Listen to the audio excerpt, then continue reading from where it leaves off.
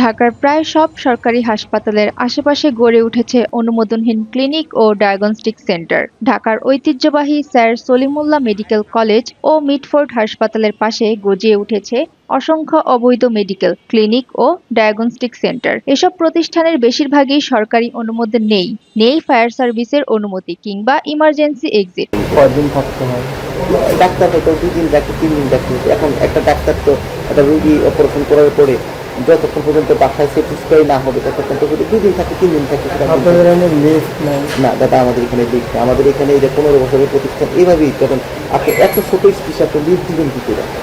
আর যদি লিফট হয়, আমাদের আরেকটা হসপিটাল যে ম্যাক্সি, সেখানে ধরেন এর ডাবল পড়বে চার্জ, তারও বেশি। ঠিক আছে, রোগী উঠানামায় না রোগী উঠানামা বলতে কি, এটা তো একবার সে বেঁধে থাকবে। আর তাই আমাদের ছেলেকে লেগে চলে এইভাবে কোনো ব্যবহার চলতেছে। 15 বছর। এই প্রতিষ্ঠানের বয়স 15 বছর। ওই দেখেন, এই প্রতিষ্ঠানের 10টা লাইসেন্স। আমার হয়তো কি এই যে বললাম না যে ইঞ্জিন ভালো কিন্তু ক্যাশিং খারাপ, বিষয়টা সেরকম। তবুও প্রতিদিন অসংখ্য রোগী চিকিৎসা নিচ্ছেন এসব জায়গায়। তদন্তে দেখা গেছে অনেক ক্লিনিকে রোগী তোলার সিঁড়ি এতটাই সংকীর্ণ যে অপারেশনের রোগীকেও হাতের ওপর তুলে নিতে হয়। ফায়ার সেফটি বা নিরাপত্তা ব্যবস্থা বলতে কার্যত কিছুই নেই।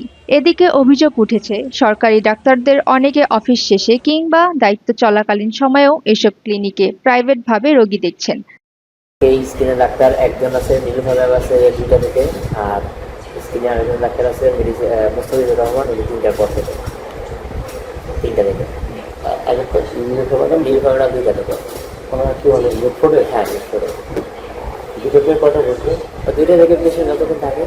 এতে সরকারি হাসপাতালে রোগী সেবা ব্যাহত হচ্ছে, পাশাপাশি জনগণের উচ্চ মূল্য চিকিৎসা নিতে হচ্ছে এবং প্রায়শই ঘটছে দুর্ঘটনা।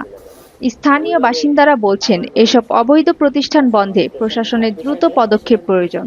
তাদের দাবি স্বাস্থ্য অধিদপ্তর ও ফায়ার সার্ভিস যৌথ অভিযান পরিচালনা করে লাইসেন্সবিহীন ক্লিনিকগুলোর কার্যক্রম বন্ধ করে দিক। ক্যামেরায় রনি মজুমদার, সুমাইয়া, দৈনিক আর নিউজ।